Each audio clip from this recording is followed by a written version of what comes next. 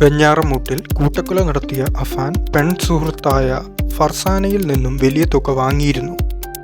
ഫർസാനയിൽ നിന്നും പണം വാങ്ങിയ കാര്യം 25 വർഷമായി സൗദിയിൽ പ്രവാസിയായ അഫാന്റെ പിതാവ് അബ്ദുൾ റഹീം വ്യക്തമാക്കി. അഞ്ചലിലെ കോളേജിൽ BSc കെമിസ്ട്രി വിദ്യാർത്ഥിനിയായ ഫർസാനയും കൊല്ലപ്പെട്ടു. അഫാന് പെൺസുഹൃത്തുണ്ടെന്ന് ബന്ധുക്കൾ അറിയിച്ചിരുന്നു.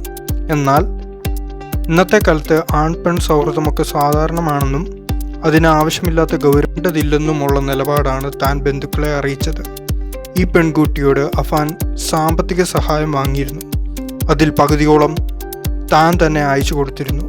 അബ്ദുൾ റഹീം പറഞ്ഞു. അഫാനുമായിട്ടുള്ള ഇഷ്ടം ഫർസാനയുടെ വീട്ടുകാർക്ക് അറിയാമായിരുന്നു. അഫാൻ വീട്ടിൽ ചെന്ന് വിവാഹം ചെയ്ത് നൽകാമോ എന്ന് ചോദിച്ചിരുന്നു. അഫാൻ വിദേശത്ത് സ്ഥാപനം നടത്തിയതിൻ്റെ പേരിലോ സ്വയം വരുത്തിവെച്ച സാമ്പത്തിക ബാധ്യതകളോ മാനസികമായ മറ്റു ബുദ്ധിമുട്ടുകളോ ഉള്ളതായി അറിവില്ലെന്ന് അബ്ദുൾ റഹീം പറഞ്ഞു. ഉമ്മയുമായോ സഹോദരന്മാരുമായോ യാതൊരു പ്രശ്നങ്ങളും ഉണ്ടായിരുന്നില്ല. യാതൊരു തർക്കങ്ങളും ഉണ്ടായിരുന്നില്ല. കച്ചവടവുമായി ബന്ധപ്പെട്ട സാമ്പത്തിക ബാധ്യത മൂലം 7 വർഷമായി നാട്ടിലേക്ക് പോകാൻ കഴിഞ്ഞിട്ടുമില്ല. നാട്ടിലുള്ള വീടും വസ്തുവും വിറ്റ് ഇവിടെയുള്ള കടങ്ങളും ബാധ്യതകളും തീർക്കാനുള്ള ശ്രമത്തിലായിരുന്നു. ഈ വിവരം കുടുംബത്തിലെ എല്ലാവർക്കും അറിയാമായിരുന്നു. 6 മാസത്തെ സന്ദർശക വിസയിൽ അഫാൻ സൗദിയിൽ വന്നിരുന്നു.